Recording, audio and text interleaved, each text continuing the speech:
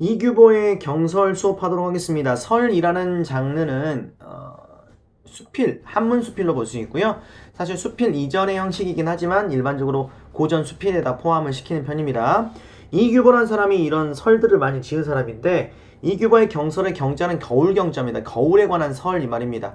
자, 설에서는요 주로 창의적인 생각들이 많이 나와요. 일반적인 통념을 제시하고 그걸 비판할 수 있는 개성적인 생각을 제시해서 그 내용을 이제 마지막에 정반합의 원리를 쓴 경우 많겠죠.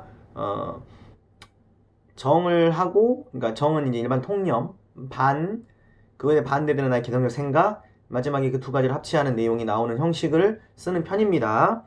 지문을 보겠습니다. 거사에게 거울이 하나 있었는데 먼지가 끼어서 흐릿한 것이 마치 구름에 가리운 달빛 같았다. 근데 우리 일반적으로 거울은 왜 보는 거예요? 내 외모를 비춰보기 위해서 보는 거잖아요. 그럼 거울이 맑아야지 쓰임새가 있죠. 그러니까 우리 욕실에서 목욕할 때 거울이 뿌얘지면 손으로 닦아 쓰지 않습니까? 왜냐하면 내 얼굴이 안 보이기 때문에.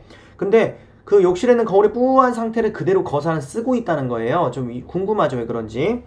그러나 그 거사는 조석으로 아침 저녁으로 이 거울을 들여다보며 얼굴을 가다듬곤 하였다. 한 나그네가 거사에게 보고 이렇게 물었다. 거울이란 얼굴을 비추어 보는 물건이든지 아니면 군자가 거울을 보고 그 맑은 것을 취하는 것으로 알고 있는데, 지금 거사의 거울은 안개가 낀 것처럼 흐리고 때가 묻어 있습니다. 그럼에도 당신은 항상 그 거울에 얼굴을 비추어 보고 있으니 그것은 무슨 까닭입니까? 일반적으로 생각하는 그런 실용적 가치를 취하고 있지 않으니까. 왜 그런 거죠?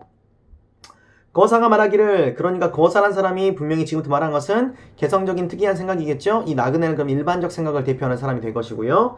얼굴이 잘생기고 예쁜 사람은 맑고 아른아른한 거울을 좋아하겠지만 얼굴이 못생겨서 추한 사람은 오히려 맑은 거울을 싫어할 것입니다. 이때 얼굴이 잘생기고 예쁜 사람이 꼭 외모적인 것만 말하는 것이 아니라 성격이라든가 인품 같은 것도 말할 수 있는 겁니다. 그러나 잘생긴 사람은 적고 못생긴 사람은 많습니다. 만일 못생긴 사람이 한번 들여다보게 된다면 반드시 깨뜨리고야 말 것입니다. 그러니 차라리 깨쳐버릴 바에는 먼지 흐려진 그대로 두는 것이 나을 것입니다. 먼지로 흐리게 된 것은 겉뿐이지 거울의 맑은 바탕은 속에 그냥 남아있는 것이니 만일 잘생기고 예쁜 사람을 만난 뒤에 갈고 닦여줘도 늦지 않습니다. 자, 이게 무슨 말이냐면 거울이 너무 투명하게 잘 보여. 요즘 휴대폰 보면은 카메라가 점점 좋아지니까 굉장히 선명하게 나오잖아요. 근데 그럼에도 불구하고 사람들이 아이폰 카메라를 좀 더 선호하는 이유는 아이폰으로 찍으면 예쁘게 나오기 때문입니다. 예쁘게 나온다, 또는 뭐 스노우 뭐 이런 어플도 많이 쓰죠. 그런 어플 쓰고 좀 더 예쁘게 나오는 이유가 이제 뽀샤시, 그리고 우리 잡티 같은 거 가려주지 않습니까? 그러니까 예쁘게 나오는 거잖아요. 그런데 정말 그걸 정확하게 보려면 그런 효과 없이 카메라, 원래 선명한 카메라로 봐야 맞죠. 근데 그렇게 보게 되면 나의 안 좋은 면이 보이겠지. 근데 그게 꼭 나를 보는 게 아니라 거울을 본다는 건 또 남을 보는 걸 말할 수도 있죠. 나라는 대상을 비춰주긴 하지만 또 남을 보는 대상을 상징할 수도 있습니다.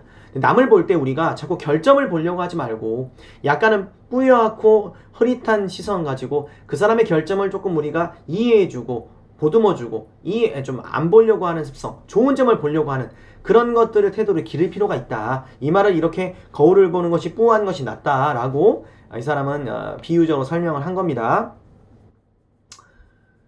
그래서 나중에 이제 그런 잘생기고 인품이 좋은 사람, 그 사람에게 이제 그런 것들 기준점을 꼼꼼하게 따져가지고 해도 늦진 않다.